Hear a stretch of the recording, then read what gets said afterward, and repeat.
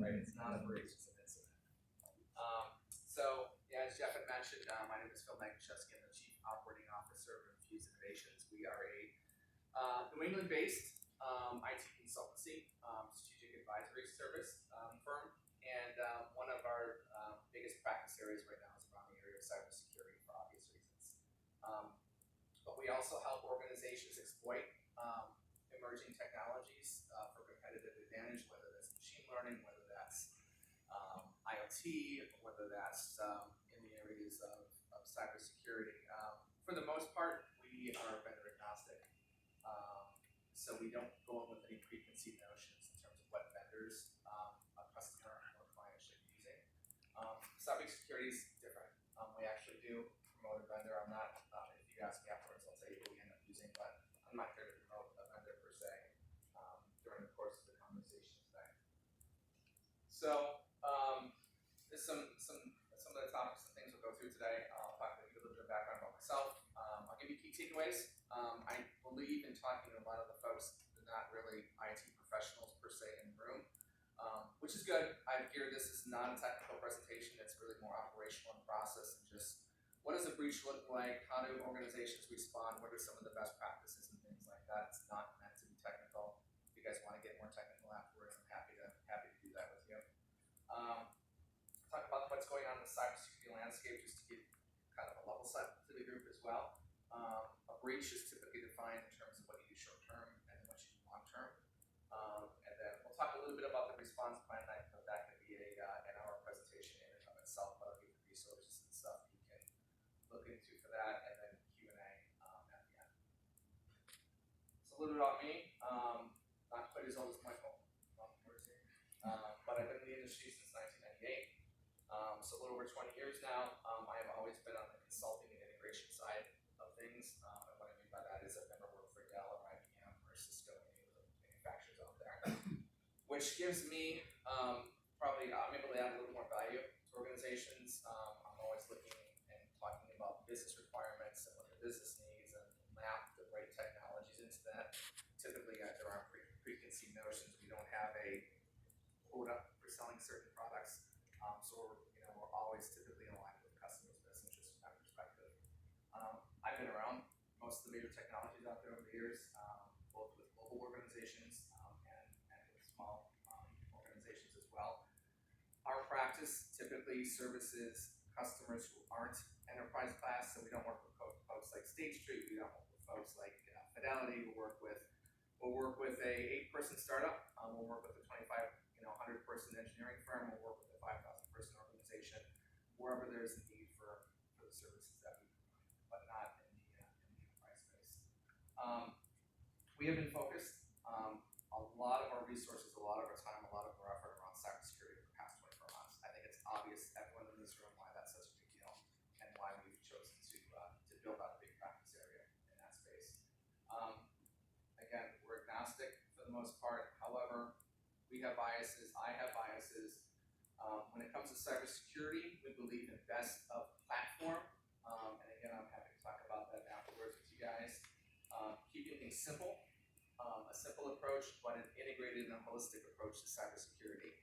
Back in the day, when everyone would go to work and they would sit in their cubicle, we could put up a firewall, we could throw some antivirus onto a system, and that was kind of a cybersecurity strategy for a long time. But now with the proliferation of devices, phones and tablets, IoT sensors that are out there today, there's the individual, or in some cases the sensor, is the perimeter now. So how does that change the whole construct of how we do cybersecurity? And it's changed it in a very big way. These are the key takeaways. Again, if you remember nothing else, these are some of the things you can go back and talk to customers, talk to organizations about, that kind of stuff. We're horrible in the technology space about diving deep into technology jargon, buzzwords and acronyms and all that kind of stuff. And when we talk and sit down with the CEO or COO or CFO, they don't care what the latest name of the latest virus is or what an attack kill chain means or any of that stuff. When we talk to them about why it's important or how to construct a cybersecurity strategy, it's about identifying the assets you're trying to protect. So at the end of the day, that's what you're trying to do, protecting assets, whether that's data or information for customers, consumers, need to identify what that is first. Understand who's trying to steal it, right? Whether that could be someone from internal to the organization, whether that's a hacker, whether that's a nation state. What do you have in place today to kind of to address those things, to mitigate those attacks? And then what are the gaps? It's a simple gap analysis that you guys are always do. But we need to do a better job as a community talking in non-technical terms to the business in order to get these programs funded. I forget who I had this conversation with earlier today, but cybersecurity risk is business risk, plain and simple. If you're breached, if you expose personal information out there with credit card numbers, patient data, any of that stuff, there are huge fines behind that. There's a knock to the business brand associated with that as well. So you can't. It has now become such a big deal, and the exposure and the press and things that go along with that, you can't decouple the two anymore. So it needs to be a priority for boards of directors, for owners of companies as well. If an organization is trying to do something quick and dirty to understand what their security posture is, let's do a little bit of exercise. I don't know if you guys are familiar with what that is, but emergency management groups typically will do this. Organizations do this around disaster recovery and business continuity. But what it is, you'll bring a facilitator in, and it can be something as simple as a half a day to kick this off. But come in and walk through a couple of breach scenarios. Walk through, what happens if a breach happens, who needs to be involved in the organization, do we need an outside firm involved, what's the process that we'll follow through, how do we discover if that's the only component of the environment that's been breached, those type of things. So by walking through that exercise, like I said, it's simple, it's easy, you'll find the gaps pretty quickly, and you start to be able to prioritize those and help you determine what the strategy should be going forward around the breach. Cybersecurity landscape, there are increasing number of vectors, the sophistication of attacks is increasing on a regular basis. You have internal attack vectors, a disgruntled employee, a salesperson who is going from one company to another and wants to try to download some of the Salesforce data. That stuff happens on a regular basis, that's an attack. Script kiddies, so it used to be back in the day, if you were a hacker, like you had to earn being a hacker. You had to write your own code, you had to figure out how it's going to be deployed. Just like we have GitHub on the app dev side of things, right? They have that for hackers. I can download script, I can implement it, and I don't even have to know how to code, right? I just buy this stuff off the dark web. There's nation states that are out there, there's traditional hackers as well, and third-party vendors. This is something we talk to organizations a lot about right now. If you're working with a managed service provider or third-party development firm, managed service providers are a big target for hackers. A lot of them are smaller organizations, but if I can get into a small MSP, I could potentially get into tens or hundreds of customers through that venue. So that's another way that attackers are getting in today. With application development, the security component needs to be built in the coding process. We see a lot of the newer attacks are coming through or being put in months or years ahead into code and then being opened up once the product is out the mile. So third-party vendors are important. I'll get the fragmented tools in just a second. There's always going to be budgetary challenges. No organization has unlimited budgets. I mentioned computing ubiquity sensors and devices that have pretty much blown up over the past decade. This is one of the biggest challenges that we think is out there is fragmented tool sets when you're dealing with cybersecurity. And this is why. So I mentioned best of platform versus best of breed.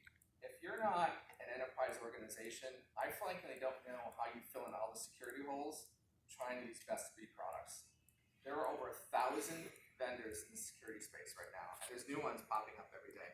There's a lot of VC money that's going into this space right now. But unless you're a large enterprise with a large security engineering staff, trying to implement this, manage this, and then get the data to talk to each other so you can make some really useful based on that, very, very, very difficult to do. So that's one of the big challenges out there. So before I go into the breach part of this, I thought that we would, again, I've changed names to protect the innocent. We've worked with this organization over the past couple of years. They have been trying to fund a lot of the cybersecurity recommendations that we've been working with them on. But we got this email from the CEO back in July. This is not an email that you want to get from anybody. There was more to it than this, but it says, it looks like my email and perhaps Jenny's email have been hacked for some time. Bad, right? So this is you get that pit in your stomach.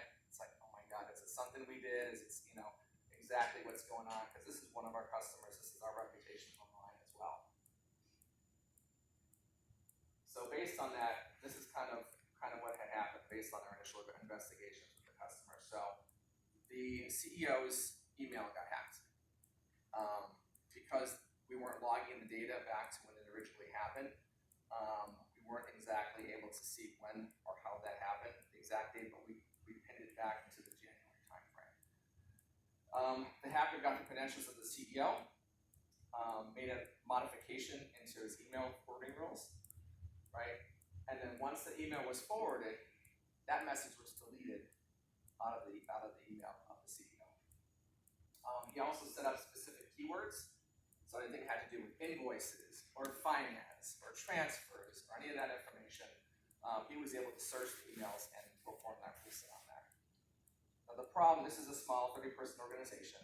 The problem with small organizations when it comes to breaches is that the CEOs, the CFOs, and typically your executives will have credentials for their own email, but they'll also have administrative privileges, and they want to use the same because they don't want to remember another set of passwords and a username.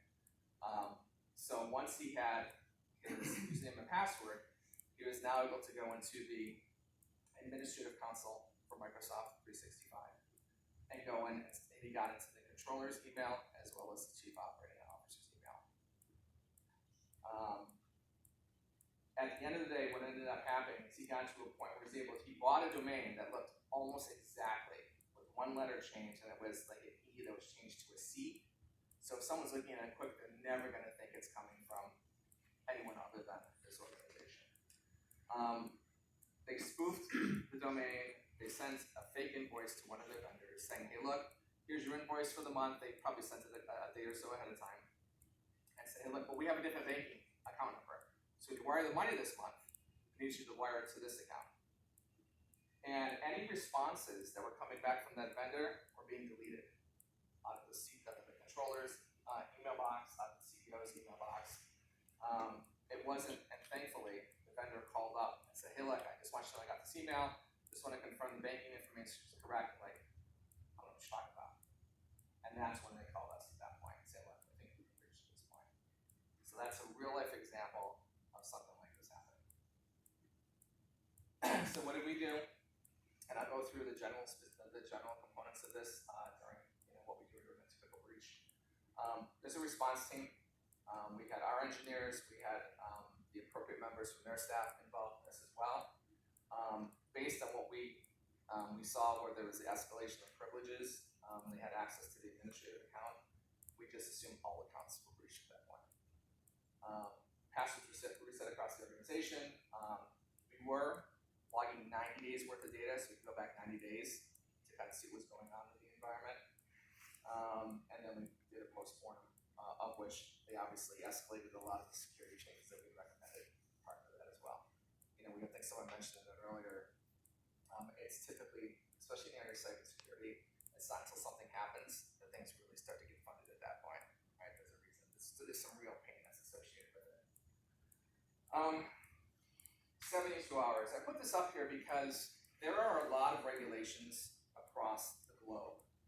In fact, I believe that the last number I saw that there's 200 changes across all of the regulations daily in the areas of cybersecurity across the globe. 72 hours is GDPR regulation. So if you have to comply with GDPR and you're breached, you have 72 hours to report information about that breach. So that's the kind of standard we work with our customers on. We did that last one in about 24 hours. We were able to dig through and find what was going on. That's what we aim for. If you're not in a heavily regulated industry, if you're just a services consulting firm or whatever that is, don't need to do that. It's better to get the data right and information right than to push something out in that time frame that you're going to have to retract back, because that looks even worse for you. It's a crime scene. That's the way you gotta look at it. When you're breached, it's a crime scene. And the same way when you're dealing with a crime scene, someone reports it, team comes together, they deal with their triaging when they get to the scene. They're trying to make sure that they understand the scope of what's going on.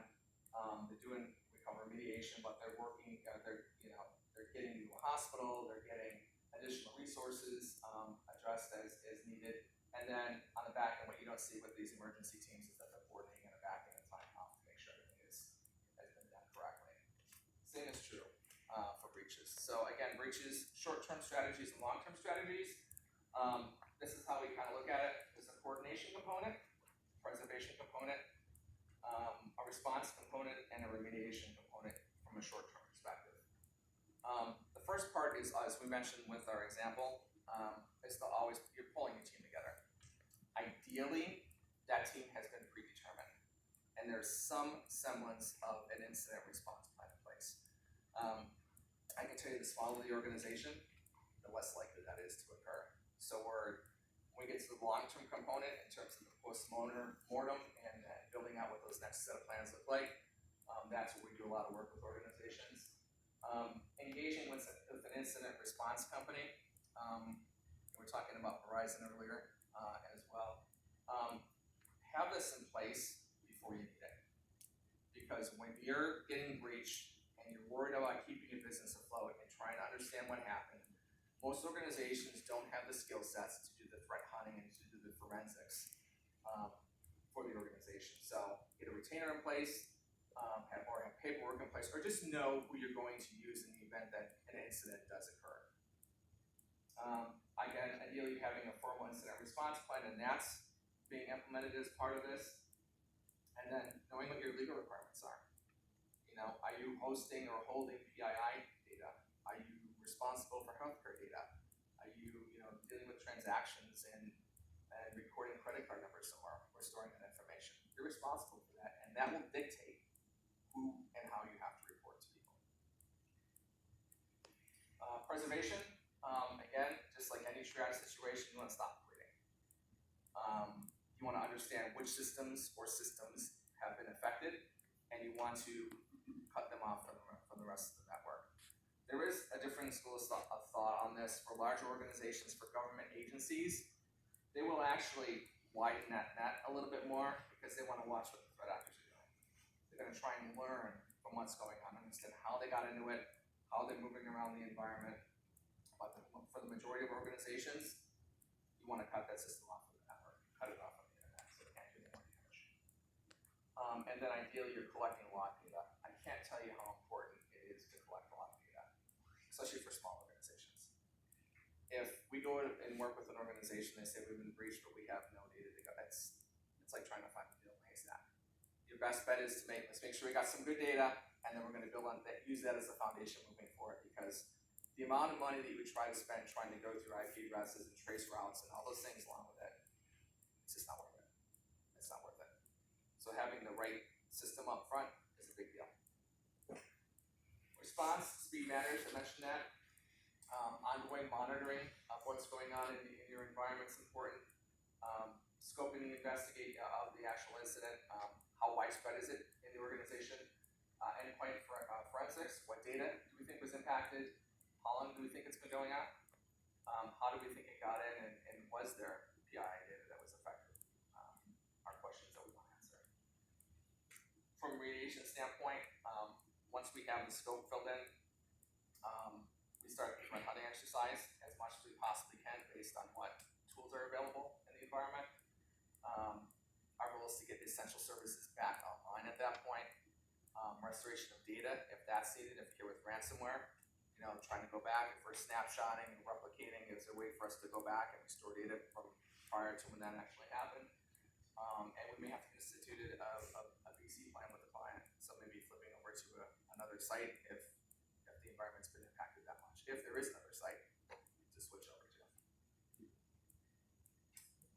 There's then the long-term strategy. So once we do our due diligence, we get things back online.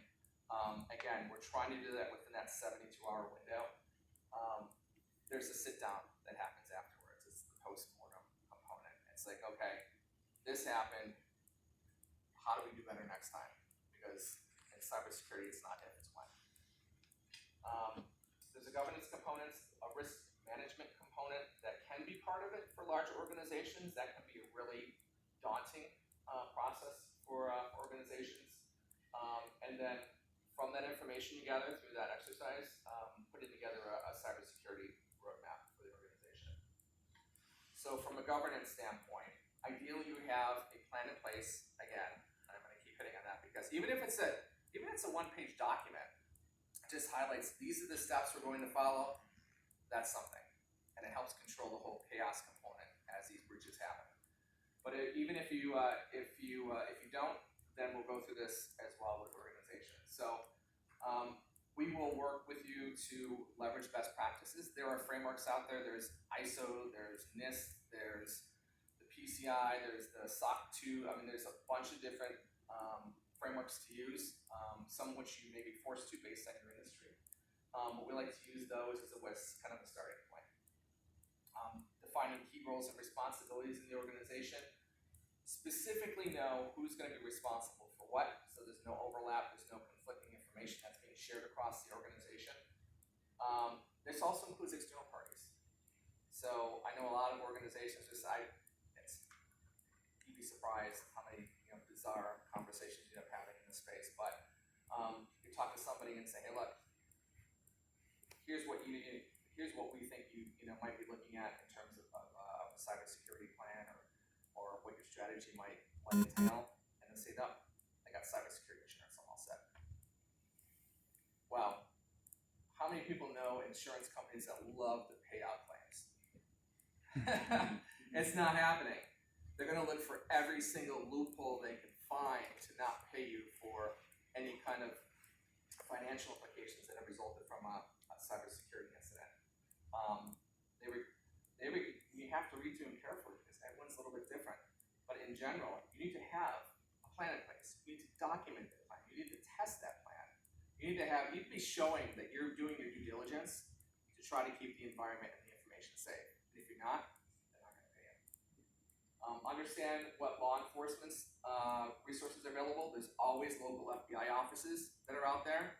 They want to be engaged with organizations. There's typically a cybersecurity agent who will come meet with you or meet with groups to talk about what they do in the event that a breach occurs.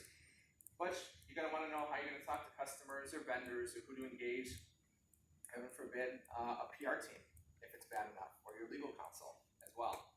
And all those things need to be embedded in part of that plan. And unlike that little tabletop exercise I was talking about before, this is a real exercise. You want to talk to these people. You want to have a communication flow with them so that everyone understands what's going on and who's responsible for what. Cybersecurity risk program, risk management program, that is typically found in large organizations. I did want to point it out though. If you guys ever have trouble falling asleep with this document, you'll get about half a page into it and you'll yell at the light. But there is a formal process to go through to identify the value of assets, to put a number on the probability of an event occurring, and really calculating a true business risk associated with doing or not doing things around cybersecurity. Typically with smaller organizations, you can kind of do it back of a napkin, understand what we're really trying to protect and what value that is, and whether what's the likelihood of some of these things happening.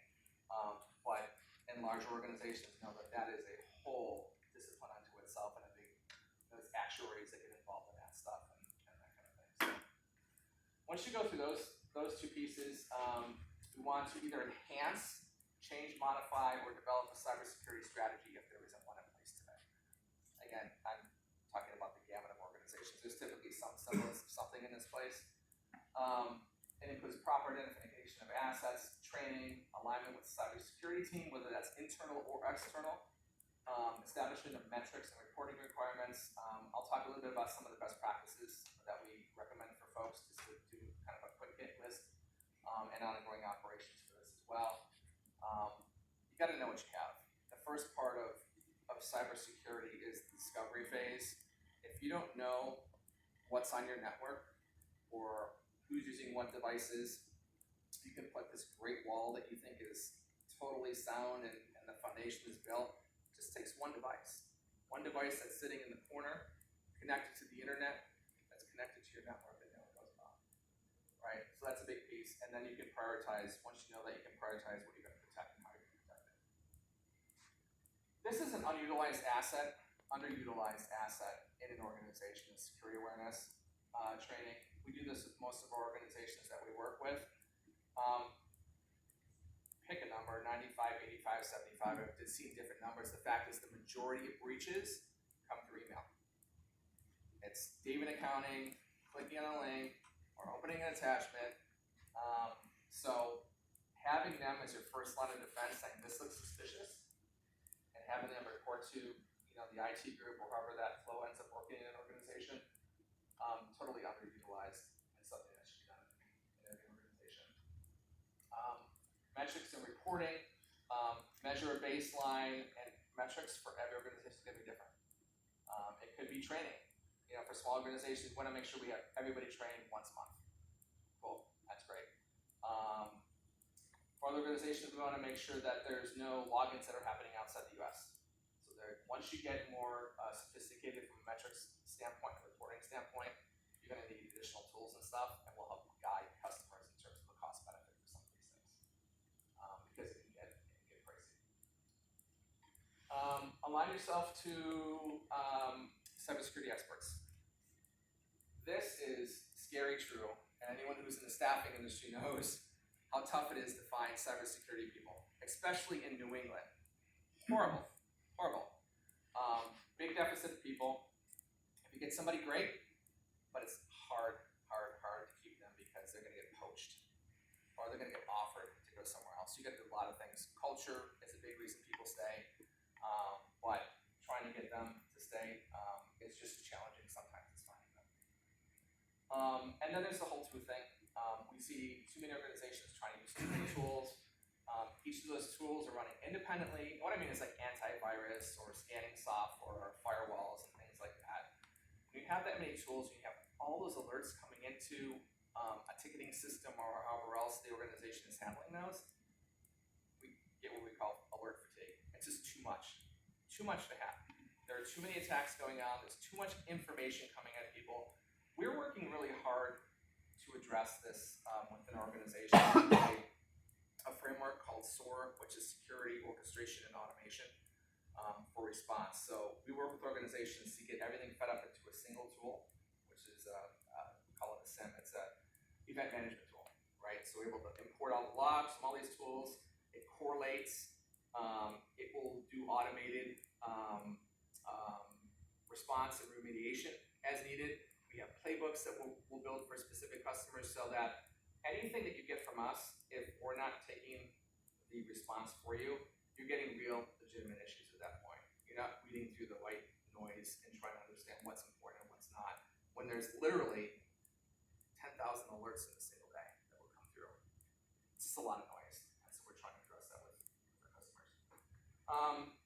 I won't go through this in a ton of detail, but things that are super important if you want to increase your security posture and try to prevent breaches from happening, it's a couple things super important. This today boggles my mind. Patching. The amount of patching that is behind in organizations just blows my mind. And especially in the mid-market and below, there isn't always a good patching plan, a patch management plan in place. A lot of, if it's not coming through email, it's coming through, I mean, literally, there's a database that shows you what the application is and what the vulnerability is. So if I'm a hacker, I know exactly what to point and target my attack at. Protect critical systems. We call this privileged identity management or privileged access management. Giving people in the organization just access to those systems that they need. That's it. There's a big cultural component, especially in smaller companies that, what do you mean I can't add admin privileges to the systems and move stuff around or add stuff? Just-in-time access is what we what we espouse to customers. And then multi-factor authentication. That's, to me, today in 2019, is a no-brainer. To be able to authenticate, you log in, and for those who aren't familiar, I'm sure everybody is, if you have a banking app, you're pretty familiar with it. You log in, and then on your phone or whatever, however you use a token, that's fine too, but you'll get a code, and then you'll have to input that code to prove that it's you. So what that is, so even if someone steals your credentials, they don't have your phone, they're not getting the PIN, they can't log in as you at that point. So it's an added layer of security. But those are some of the big things to look at. Ongoing operations, we say train like you fight. Work with a group from ongoing real tabletop exercises. This is a little more in depth than the first one I mentioned. Bring in consultants from the perspective of they know what's going on in the landscape today. They'll bring real world current scenarios for you guys to work with. Large organizations do red team exercises. So they actually have an outside firm that is purposely attacking their friendlies, obviously, right? But they're trying to find where the holes are. They do these typically on an annual basis.